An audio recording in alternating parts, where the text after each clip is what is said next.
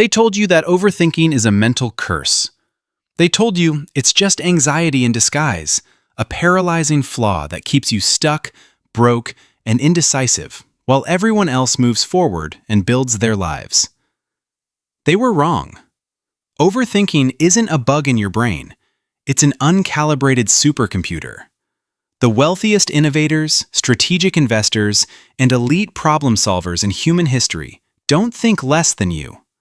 They just learned how to direct and monetize the exact same relentless mental noise that keeps you wide awake at 3 a.m. If your mind refuses to shut down, you don't need a quieter head. You need a higher return target. Here is how your greatest daily burden quietly transforms into your ultimate financial advantage. Think about the last time you started a new job or tested a new service.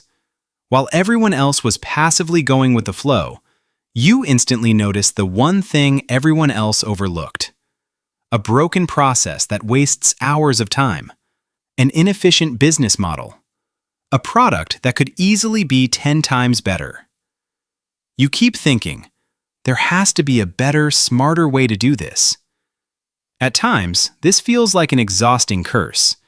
While everyone else simply adapts and moves on, your mind stays trapped in the details, searching for solutions to problems nobody asked you to solve. But notice the fundamental shift. Innovation rarely starts with brilliant confidence. It starts with deep discomfort.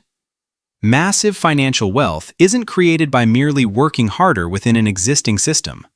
It's created by solving hidden inefficiencies that others are too blind or too lazy to see. Every multi-million-dollar company, every disruptive startup, and every groundbreaking tool began with a single person who simply refused to accept that's just how things have always been done. Most people adapt to broken, frustrating systems. Overthinkers dismantle them piece by piece. Of course, this analytical superpower comes with a dangerous trap. If you train your brain to spot inefficiencies everywhere, you begin believing that everything around you is fundamentally broken. Your relationships, your career, your financial standing, even yourself. That is why the most successful overthinkers learn to change their core internal question. They stop asking, "What is wrong with this?" And they start asking, "How do I monetize fixing this?" The first question creates endless frustration and mental paralysis. The second question creates undeniable real-world leverage and financial progress.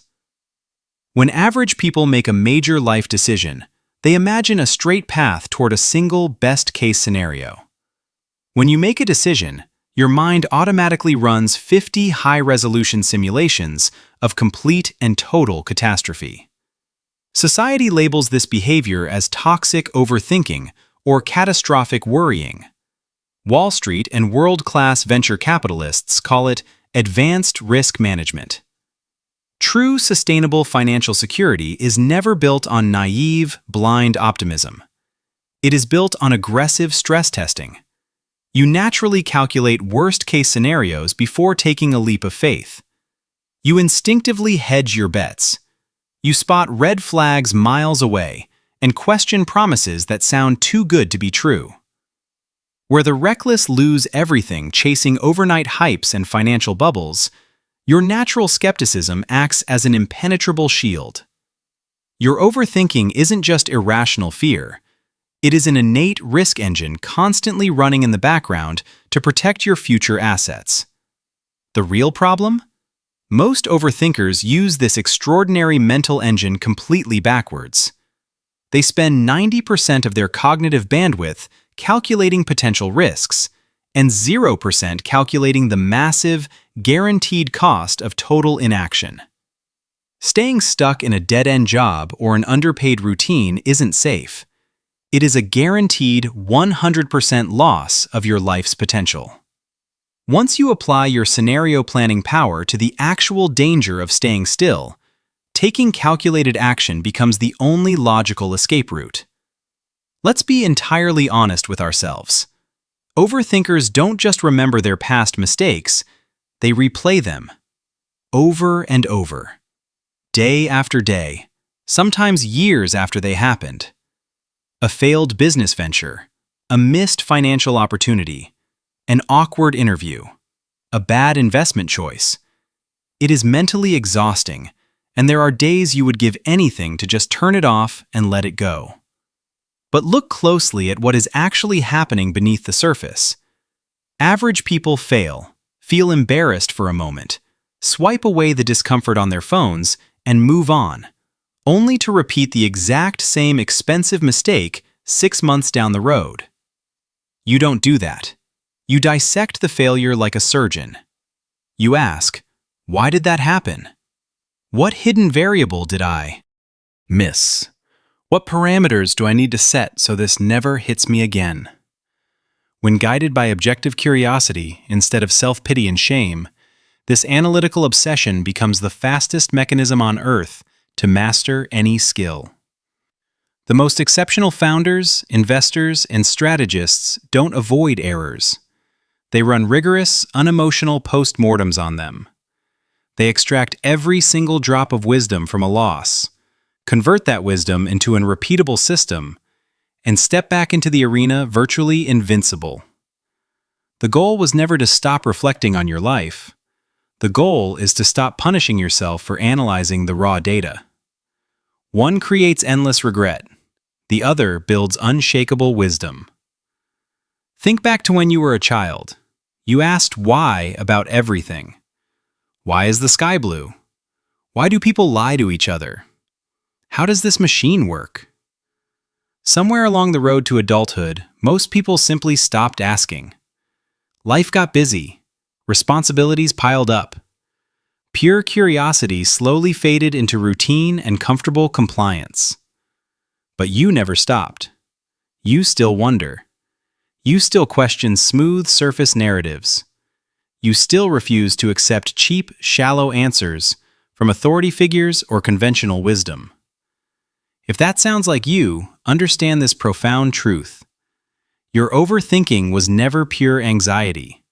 It was raw, unguided curiosity, desperately searching for a meaningful problem to solve.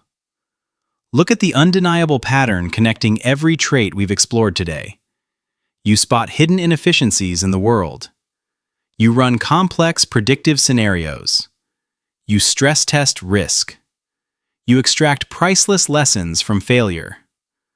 All of these behaviors stem from the exact same core instinct: a quiet, stubborn refusal to stop asking why.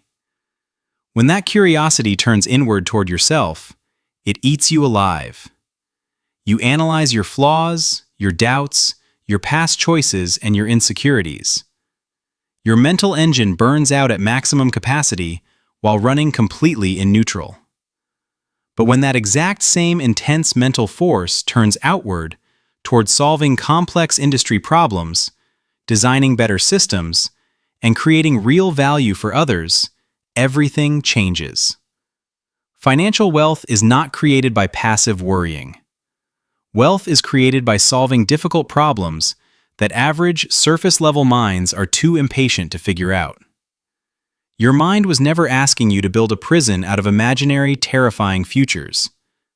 It was asking you for the tools to build a better real one.